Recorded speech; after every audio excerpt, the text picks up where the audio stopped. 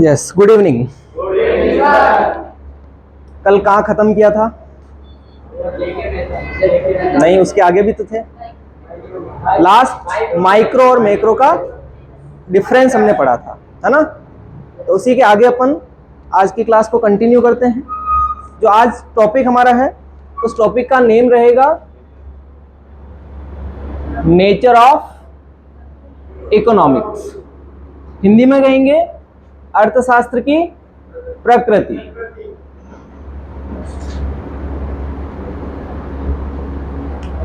अब ये नेचर क्या होता है? नेचर हम सबका भी होता है। किसी का एग्रेसिव नेचर होता है, किसी का कूल नेचर होता है। इसी प्रकार से जो अर्थशास्त्र है, इसका भी नेचर है। तो इसका नेचर वैसे तो दो तरह का है ना? दो तरह का बोले तो एक इकोनॉमिक्स को हम आर्ट मानते हैं, यानी कि अर्थशास्त्र क्या है? कला है। दूसरा जो नेचर है वो है इकोनॉमिक्स को हम साइंस भी मानते हैं। साइंस का मतलब विज्ञान है। और तीसरा बात करें तो ये दोनों ही है। तो टोटल तीन इसके नेचर हो जाएंगे। इकोनॉमिक्स कला भी है, इकोनॉमिक्स विज्ञान भी है, और इकोनॉमिक्स कला और विज्ञान दोनों भी है। इंग्लिश में कहेंगे economics as an art, economics as a science, and economics as both art and science. तो ये तीन इसके नेचर होते हैं। कौन कौन से हैं एक बार बोर्ड पर लिखते हैं अपन।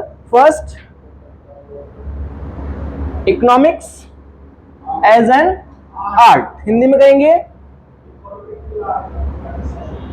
अर्थशास्त्र कला के रूप में। दूसरा है इकोनॉमिक्स एज ए साइंस। अर्थशास्त्र क्या है?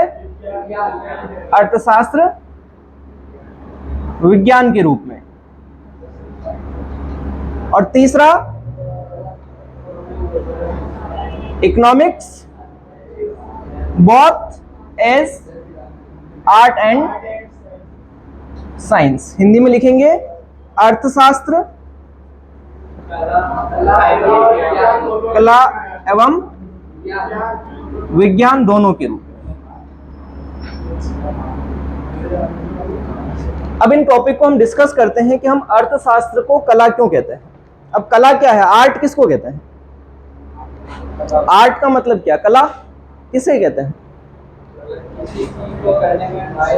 किसी चीज को करने में माहिर हासिल होना।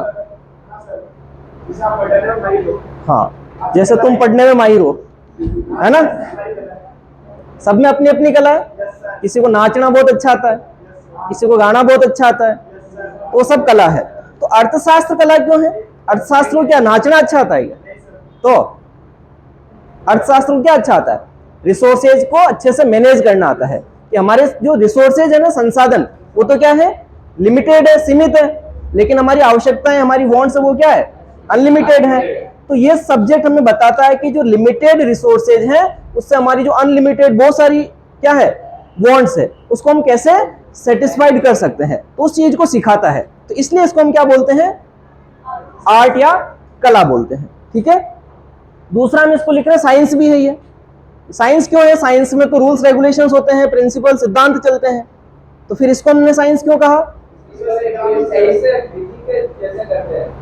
क्योंकि इसके भी कुछ सिद्धांत हैं, इसके भी कुछ प्रिंसिपल्स हैं, इसके भी कुछ रूल हैं। जैसे कि साइंस में एक रूल है लॉ ऑफ ग्रेविटी, सुना है? क्या होता है? गुरुत्वाकर्षण का सिद्धांत किसने दिया है? न्यूटन ने। पहला कि दूसरा है? फर्स्ट लॉ ऑफ न्यूटन, है ना, लॉ ऑफ ग्रेविटी। तो वो लॉ जो डेवलप हुआ है, कैसे हुआ था? क्या स्टोरी है? एप्पल के पेड़ के नीचे बैठा था, ऊपर से अचानक से एप्पल गिरता है, फिर उसको लगता है कि अरे ऊपर से चीजें नीचे गिरती है। तो क्या इससे पहले ऊपर उड़ती थी क्या? है? इससे पहले भी नीचे गिरती थी, लेकिन सबसे पहले उसने बताया, इसलिए उसके नाम से वो प्रिंसिपल डेवलप हो गया। जब उसको ये चीज पता चली तो उसने काफी सालों तक उस पर रिसर्च किया कि नीचे क्यों गिरती, ऊपर क्यों नहीं जाती है। तो फिर उसको पता चला कि हमारी पृथ्वी के अंदर क्या है? एक ऐसा पावर है जो चीजों को अपनी तरफ खींचती है। तो उसने अपना सिद्धांत बना दिया। ऐसे ही हम अर्थशास्त्री जो लोग हैं, वो भी काफी रिसर्च करते हैं, है ना, काफी मेहनत करके कुछ सिद्धांत डेवलप करते हैं। जैसे हम इकोनॉमिक्स के कुछ प्रिंसिपल्स पढ़ेंगे, कुछ लॉ पढ़ेंगे, जैसे लॉ ऑफ डिमांड हम लोग पढ़ेंगे, law of diminishing marginal utility पढ़ेंगे, लॉ ऑफ सप्लाई पढ़ेंगे, हिंदी में कहेंगे तो मांग का नियम, पूर्ति का नियम ना, सीमांत उपयोगिता ह्रास नियम। तो ये नियम जो बने हैं ये ऐसे आसानी से नहीं बने हैं, इसको बनाने के पीछे काफी रिसर्च करनी पड़ी, और रिसर्च होने के बाद उसके एक्सपेरिमेंट हुए, उसको व्यावहारिकता के तौर पर उसको परीक्षण किया गया कि वास्तव में ये चीज होती या नहीं होती है। तब जाके हमारे अर्थशास्त्र के भी क्या डेवलप हुए हैं, प्रिंसिपल्स या सिद्धांत डेवलप हुए। इस वजह से हम अर्थशास्त्र को क्या बोलते हैं, विज्ञान के रूप में। तो फिर ये दोनों ही हो गई, इसलिए तीसरा इसका नेचर बन गया, ये दोनों ही है, साइंस भी और आर्ट भी है।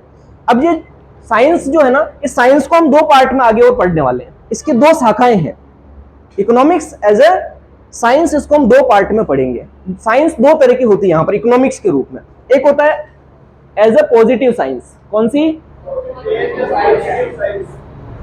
As a positive science, Hindi में कहेंगे इसको सकारात्मक विज्ञान, सकारात्मक विज्ञान के रूप में। और एक दूसरा होता है as a normative science, negative नहीं बोलेंगे इसको, as a normative science, Hindi में कहेंगे इसको आदर्शात्मक, आदर्शात्मक विज्ञान के रूप में। तो जिस तरह से कल अपन ने माइक्रो और मैक्रो में डिफरेंस पढ़े थे, उसी तरीके से आज हम लोग पॉजिटिव और नॉर्मेटिव के बारे में डिफरेंस पढ़ेंगे। जितना इंपॉर्टेंट माइक्रो मैक्रो का डिफरेंस है, उतना ही इंपॉर्टेंट पॉजिटिव नॉर्मेटिव का डिफरेंस है। एग्जाम में एक साल छोड़कर एक साल दोनों के डिफरेंस आते हैं, है ना। अगर इस साल माइक्रो मैक्रो के डिफरेंस पूछे तो अगले साल आप मान के चलें पॉजिटिव नॉर्मेटिव के डिफरेंस आएंगे। अगर इस साल पॉजिटिव नॉर्मेटिव आया तो आने वाले पेपर के अंदर माइक्रो मैक्रो का डिफरेंस आएगा। ये फिक्स क्वेश्चन बनता है डिफरेंस का इस चैप्टर से। दोनों जो डिफरेंस है कल जो पढ़ा और आज जो हम पढ़ने वाले, इसमें से दोनों टॉपिक में से एक क्वेश्चन फिक्स बनता ही बनता है। तो दोनों ही टॉपिक हमारे लिए मोस्ट इंपोर्टेंट है, ठीक है। तो अब हम लोग अगला जो टॉपिक पढ़ रहे हैं, इन दोनों में डिफरेंस पढ़ेंगे कि पॉजिटिव और नॉर्मेटिव होता क्या, या हिंदी में कहेंगे सकारात्मक या आदर्शात्मक का मतलब क्या होता है ना। तो हम इसको डिफरेंस के रूप में पढ़ने वाले हैं। अभी आपको कुछ भी नोट डाउन नहीं करना है, आपको कंप्लीट नोट्स मिलेंगे, बस एक दो दिन वेट करना है, आ जाएगा, कोई दिक्कत नहीं है। आपको लेक्चर्स वापस मिल जाएंगे, रिकॉर्डेड इसीलिए कर रहे हैं हम।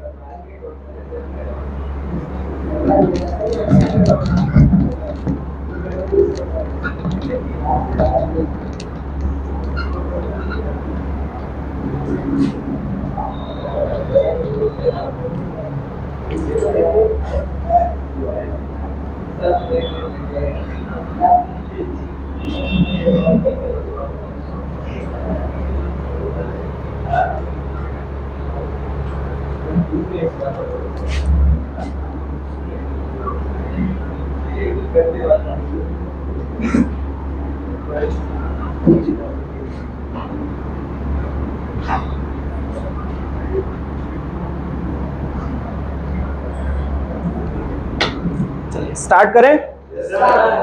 चलिए सबसे पहला पॉइंट, सकारात्मक अर्थशास्त्र जो है ये किन बातों के बारे में अध्ययन करती है, किन चीजों की स्टडी करती है। तो जो पॉजिटिव इकोनॉमिक्स होता है या पॉजिटिव साइंस है, ये बताती है वास्तविक तथ्यों के बारे में, एक्चुअल फैक्ट्स जो होते हैं, चाहे वो पास्ट में रहे हो या प्रेजेंट में हो या फ्यूचर में होने वाले हो, उन तथ्यों का अध्ययन करता है। पॉजिटिव इकोनॉमिक्स किसके बारे में बात करता है, एक्चुअल थिंग्स जो होती है, एक्चुअल फैक्ट्स होते हैं, वास्तविक तथ्य होते हैं, उसके बारे में ये बात करता है। वो फैक्ट पास्ट के भी हो सकते हैं, प्रेजेंट के भी हो सकते हैं और फ्यूचर के भी हो सकते हैं। जैसे मैंने कहा भारत की जनसंख्या 2011 में 121 करोड़ थी, कौन सा स्टेटमेंट है ये, पास्ट। मैंने कहा 2023 आज की तारीख में भारत की जनसंख्या 145 करोड़ है, प्रेजेंट। और मैंने कहा इसी ग्रोथ रेट के आधार पर भारत की जनसंख्या 2030 में 200 करोड़ हो जाएगी, फ्यूचर। तो ये जो मैंने स्टेटमेंट्स दिए हैं, सब कुछ किसका पार्ट है, पॉजिटिव साइंस या पॉजिटिव इकोनॉमिक्स का पार्ट है। इसके जो फैक्ट्स होते हैं वो वास्तविक होते हैं, किसी न किसी बेस पर वो तैयार किए जाते हैं, उसका कोई न कोई आधार होता है ना। हमने पास्ट बताया तो जनगणना के आधार पर बताया, प्रेजेंट बताया तो जनगणना के आधार पर बताया, और फ्यूचर बता रहे वो भी जनगणना के आधार पर, क्योंकि जो ग्रोथ रेट होती है ना, विकास दर होती है, उससे हम अनुमान लगा सकते हैं कि अगर इसी स्पीड से हम चलते गए तो हम किस लेवल तक पहुंच जाएंगे, है ना। हमारी गाड़ी की स्पीड भी हमें डेस्टिनेशन पे पहुंचने से पहले हमारा मैप भी हमारा एक टाइम बता देता है। अगर आप इस स्पीड से चलोगे तो इतने टाइम में इतनी बजे आप वहां पहुंचोगे, गूगल मैप बताता है ना। तो फ्यूचर फोरकास्टिंग कर रहा है, किस बेसिस पे कर रहा है? हमारे प्रेजेंट और पास्ट डेटा के बेसिस पर, है ना। बीच में अगर ट्रैफिक आता तो भी उसके हिसाब से वो टाइम को इंक्रीज कर देता है कि इस रूट पर आपका ट्रैफिक आएगा, इस वजह से आप इतना टाइम लेट हो सकते हो। तो ये सब कुछ प्री प्लान्ड है। प्री प्लान्ड का मतलब पहले से हमारे कुछ फैक्ट्स रेडी हैं, और वो सारे फैक्ट्स हमारी किसका पार्ट है? पॉजिटिव साइंस या पॉजिटिव इकोनॉमिक्स में आते हैं। तो पॉजिटिव इकोनॉमिक्स वास्तविक चीजों के बारे में बताता है, लेकिन ये भाई साहब कौन है? आदर्शवादी, जो बड़ी बड़ी बातें करते हैं, है ना। वास्तविक चीजें कुछ नहीं है, ये कहते हैं ऐसा होना चाहिए, ऐसा हो जाना चाहिए, ऐसा होगा। तो ये वास्तविक चीजों के बारे में बात नहीं करता है, ये केवल और केवल अपनी राय देता है। आदर्शात्मक जो अर्थशास्त्र है या नॉर्मेटिव जो साइंस है या नॉर्मेटिव इकोनॉमिक्स है, ये केवल और केवल अपनी ओपिनियन बताता है ना। ओपिनियन का मतलब रायचंद है ये, है ना, राय देते हैं। तो इसमें अपन वास्तविक चीजों के बारे में नहीं पढ़ते हैं, इसमें केवल और केवल क्या पढ़ते हैं? ओपिनियंस के बारे में पढ़ते हैं कि ये ऐसा होना चाहिए या वैसा होना चाहिए। तो ये सब्जेक्ट क्या है? आदर्शवादी है। आदर्शवादी मतलब अपने मन के विचारों को लोगों के सामने प्रेजेंट किया जाता है, तो इसको हम बोलते हैं आदर्शात्मक विज्ञान या नॉर्मेटिव साइंस। ये पहला डिफरेंस है, ठीक है। तो अपन यहां लिखेंगे it deals with actual facts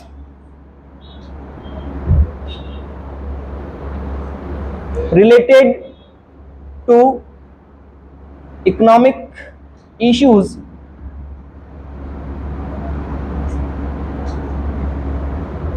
economic facts of कर देना इसको ना, economic facts of economic issues related to past, present and future।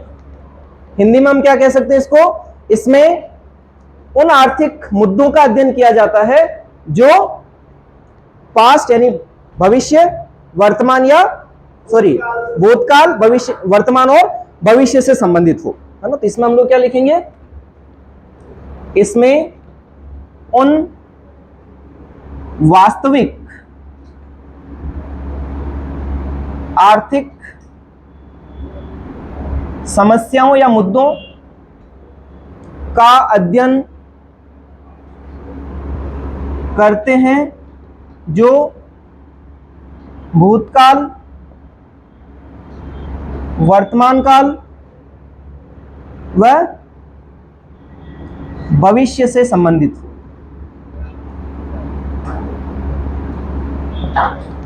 यह होता है कौन सा विज्ञान? सकारात्मक विज्ञान।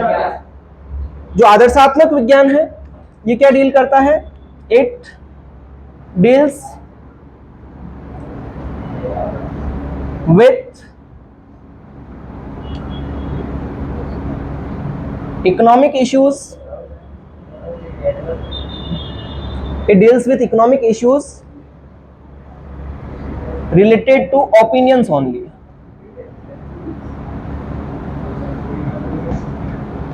It deals with economic issues related to opinions only। इसमें आर्थिक मुद्दों पर राय को शामिल किया जाता है।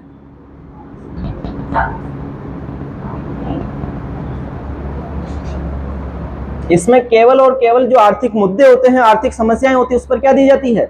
राय दी जाती है, ठीक है। दूसरा डिफरेंस,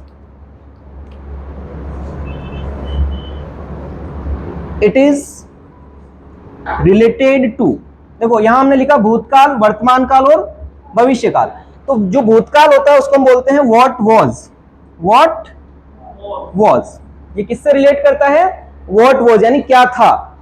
और फ्यूचर, प्रेजेंट को क्या बोलेंगे? What is. और फ्यूचर को व्हाट विल बी या व्हाट वुड बी। ये किससे रिलेट होता है? It related to what was, what is and what would be. Hindi में कहेंगे तो यह क्या था, क्या है और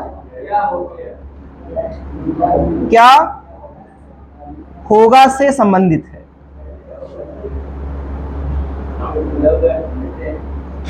अच्छा, इसमें ऐसा कुछ बताते हैं कि क्या था, क्या है या क्या होगा? ये क्या बताता है? ये बताता है it is related to what ought to be। what ought to be का मतलब क्या होना चाहिए। ये किससे संबंधित है? क्या होना चाहिए से संबंधित है। यहां लिखेंगे यह क्या होना चाहिए, है ना। ये जो टैगलाइन है क्या होना चाहिए मतलब राय है ये, है ना। अपनी राय बता रहा, नहीं ऐसा नहीं, ऐसा होना चाहिए। तो यहां पर राय दी जा रही है, तो ये राय से संबंधित है, ये तथ्यों से संबंधित, फैक्ट से संबंधित है। क्या था, क्या है और क्या होगा। तो ये किससे रिलेट करता है? What ought to be। और ये किससे रिलेट करता है? What was, what is and what would B से। इसके बाद तीसरे डिफरेंस की हम बात करते हैं। जो तीसरा डिफरेंस है, इसके जो फैक्ट्स है पॉजिटिव साइंस के, ये फैक्ट्स किसी न किसी तथ्य को हमने कलेक्ट किया है, हमारे पास कोई न कोई आधार रहा होगा, इस वजह से इसके जो फैक्ट्स होते हैं इसको हम वेरीफाई कर सकते हैं।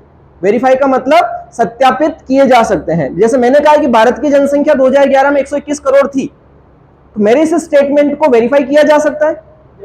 किससे करेंगे? भारत की जनगणना 2011 की रिपोर्ट निकाल लेंगे, जो मैंने कहा वो बात सत्य है या नहीं है। यानी कि इसके जो भी स्टेटमेंट्स होते हैं इसको हम वेरीफाई कर सकते हैं। तो इसका जो तीसरा डिफरेंस हम लिखेंगे, it's facts can be verified. Hindi में क्या बोलेंगे? इसके तथ्यों को क्या कर सकते हैं? सत्यापित, इसके तथ्यों को सत्यापित किया जा सकता है। लेकिन जो नॉर्मेटिव इकोनॉमिक्स है इसके तथ्यों को हम क्या नहीं कर सकते हैं? सत्यापित नहीं कर सकते हैं। अब क्यों नहीं कर सकते? क्योंकि हर व्यक्ति की राय अलग हो सकती है। जैसे मैं अभी कह दूं कि ये पास में बिल्डिंग क्यों बनी, तो ये मेरा ओपिनियन हो सकता है ना, मेरी राय हो सकती है। अब क्यों बनी तो वो बनाने वाला जाने, लेकिन मेरा काम कहना है ना, मैं अपनी ओपिनियन या अपनी राय दे सकता हूं। तो वो चीजें वेरीफाई नहीं हो सकती। मैंने स्टेटमेंट कहा, इसको कहां से वेरीफाई करेंगे, है ना। कौन सी किताब खोलेंगे या जो ये चीज लिखी होगी वहां पर, संभव नहीं है, है ना। इस वजह से इसके जो भी फैक्ट्स होते हैं उसको हम कभी भी वेरीफाई नहीं कर सकते हैं। तो यहां लिखेंगे अपन तीसरा, कुछ गड़बड़ है, ये दो है। तीसरा क्या लिखेंगे? It's facts can't be verifiable at all.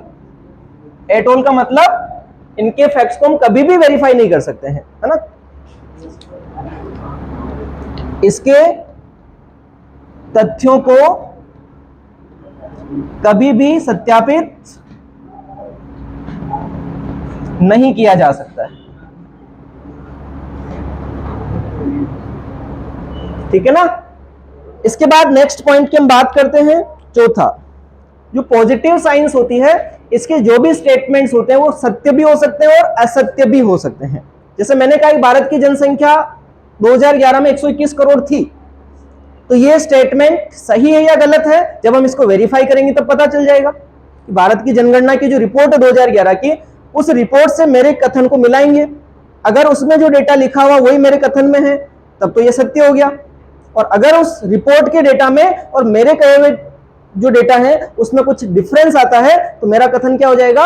असत्य हो जाएगा। यानी कि पॉजिटिव साइंस के जो स्टेटमेंट्स होते हैं ट्रू भी हो सकते हैं और फॉल्स भी हो सकते हैं। लेकिन नॉर्मेटिव में ऐसा नहीं है, क्योंकि इसको जब हम वेरीफाई नहीं कर सकते हैं तो हम कैसे कह सकते हैं ये सही या गलत है। यानी कि इसके अंदर सही गलत को हम शामिल नहीं करते हैं, क्योंकि हर व्यक्ति का अपना ओपिनियन होता है। तो जो व्यक्ति अपना ओपिनियन दे रहा है, अपनी राय दे रहा है, वो अपने हिसाब से सही है, लेकिन सामने वाले के हिसाब से गलत हो सकता है। इसलिए हम ओपिनियन को कभी भी सही या गलत की कैटेगरी में नहीं रखते हैं। लेकिन यहां पर जो स्टेटमेंट्स होते हैं वो सही भी हो सकते हैं और गलत भी हो सकते हैं। तो चौथा जो डिफरेंस होगा हमारा,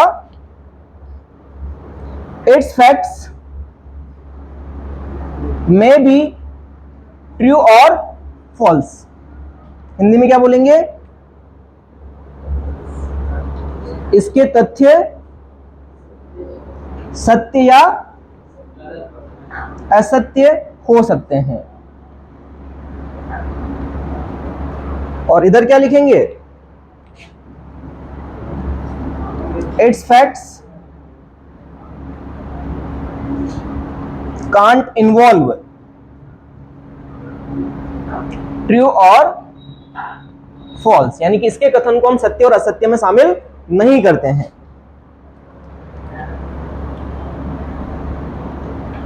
इसके कथन सत्य या असत्य में शामिल नहीं होते हैं। ठीक है ना, इसको हम सत्य या असत्य की कैटेगरी में रख सकते हैं, लेकिन यहां के जो स्टेटमेंट्स हैं उसको हम सत्य या असत्य में नहीं रखेंगे, क्योंकि जो व्यक्ति अपनी राय देगा वो अपने हिसाब से 100% सही होगा, लेकिन सामने वाले के हिसाब से वो गलत होगा। इसके बाद कुछ और चीजें अपन इसमें डिस्कस कर रहे हैं। Point number 5,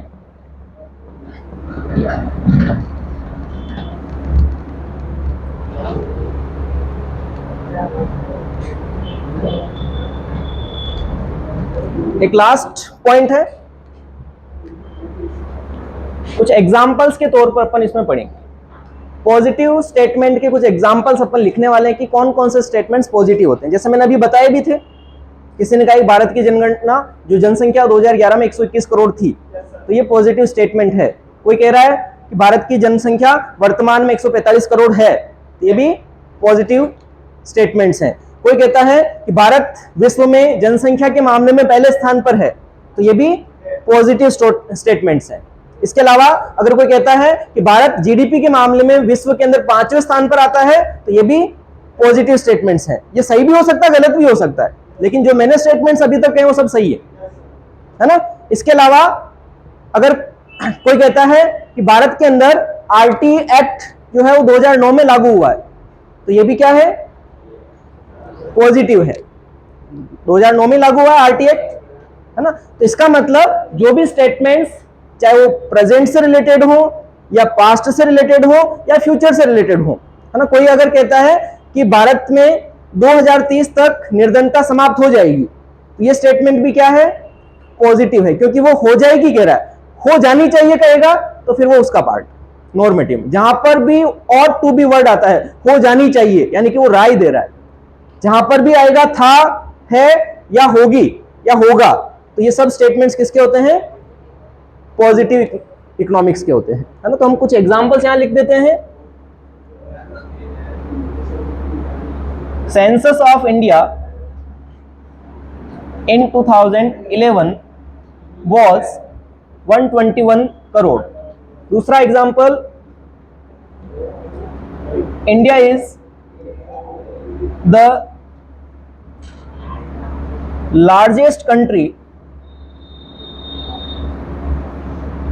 in the world in population.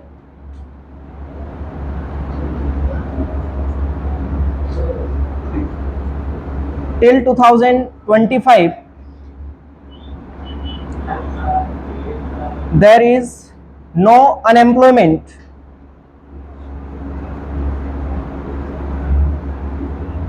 in India. तो ये जो भी मैंने स्टेटमेंट्स लिखे हैं, census of India in 2011 was 121 crore, यानी कि 2011 में भारत की जनगणना जनसंख्या 121 करोड़ थी। दूसरा स्टेटमेंट है कि भारत विश्व के अंदर जनसंख्या के मामले में पहले स्थान पर है। और तीसरा स्टेटमेंट लिखा है 2025 तक भारत में क्या हो जाएगा? बेरोजगारी खत्म हो जाएगी। तो ये जो भी मैंने 3 स्टेटमेंट्स लिखे हैं, ये सब कुछ क्या है? पॉजिटिव है। इन्हीं को अपन अगर यहां पर देखें नॉर्मेटिव के अंदर, तो नॉर्मेटिव के अंदर जैसे कोई पर्सन कहता है old age pension should be stopped. Bharat में अभी क्या मिलती है लोगों को? वृद्धावस्था पेंशन मिलती है। और अगर कोई व्यक्ति कहता है कि वृद्धावस्था पेंशन को बंद कर देनी चाहिए, है ना, तो ये स्टेटमेंट क्या है? नॉर्मेटिव है। Old age pension should be stopped. तो आपने इंग्लिश में मॉडल्स पढ़े होंगे, कोड शुड मॉडल्स है ना ये। तो शुड का मतलब कंपलसरी है और फोर्स डाल के बोल रहा है कि हो जाना चाहिए, है ना। इसी तरह से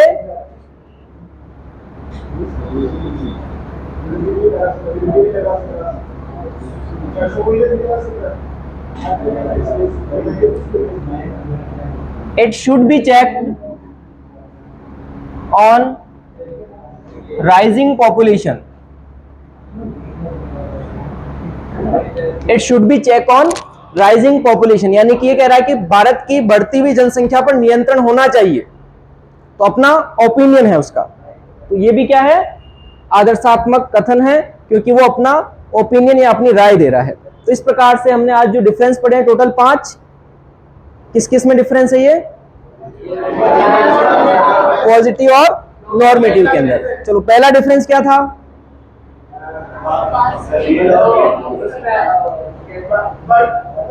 शॉर्ट में वास्तविक तथ्यों का अध्ययन करते हैं, एक्चुअल फैक्ट्स का अध्ययन करते हैं जो पास्ट, प्रेजेंट और फ्यूचर से रिलेटेड होते हैं। इसमें केवल ओपिनियन के बारे में पढ़ते हैं। दूसरा हमने पढ़ा था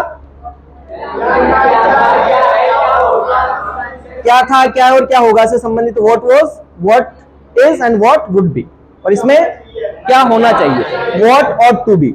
तीसरा डिफरेंस था कि इसके फैक्ट्स को हम क्या कर सकते हैं, सत्यापित यानी कि वेरीफाइड कर सकते हैं, और इसके फैक्ट्स को वेरीफाइड नहीं कर सकते हैं। चौथा डिफरेंस था इसके जो फैक्ट्स हैं सही या गलत हो सकते हैं, ट्रू एंड फॉल्स हो सकते हैं, लेकिन नॉर्मेटिव के जो स्टेटमेंट्स होते हैं वो सही और गलत को शामिल नहीं करते, यानी नहीं होते हैं, वो ना तो उसको सही बोलेंगे ना गलत बोलेंगे। और पांचवा डिफरेंस में हमने कुछ एग्जांपल्स पढ़े, ठीक है, कुछ आया समझ में। चलो अब नेक्स्ट टॉपिक स्टार्ट करें। अगला जो टॉपिक है उसका नेम है इकोनॉमिक सिस्टम। आपने 11th क्लास में भी पढ़ा है इकोनॉमिक सिस्टम।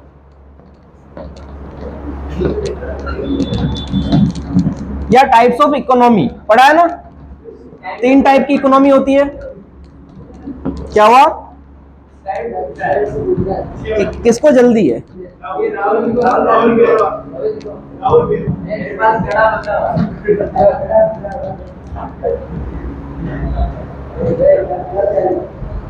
नेक्स्ट जो टॉपिक हम पढ़ रहे हैं उसका नेम है इकोनॉमिक सिस्टम।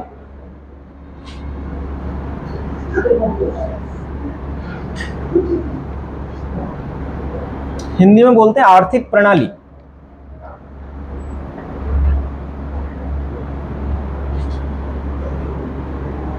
इसी को कहा जाता है टाइप्स ऑफ इकोनॉमी।